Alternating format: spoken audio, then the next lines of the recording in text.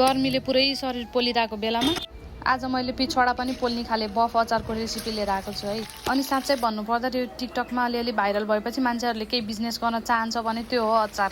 भनेपछि सोच्नु न नेपालीहरूलाई कति मन पर्दो रहेछ त अचार। जेको पनि अचार के अचार, खासमै भन्यो भने मासुको अचार बनाउनु चाहिँ मलाई थाहा थिएन है।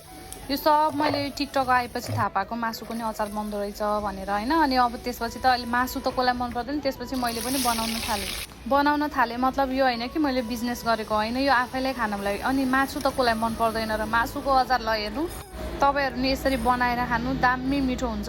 के मसला लगायो देखिहाल्नु भयो। खासमा लगाउने भनेको तोरी र टिमुर मात्रै हो, तर तपाईँहरूले अरू हालेन भने ओहो यसलाई त केही आउँदैन जस्तो, यससँग त केही मसला नरहेछ जस्तो सोच्नुहुन्छ भने मैले पनि सब भयभरको मसलाहरू हालेर बनाएको छु।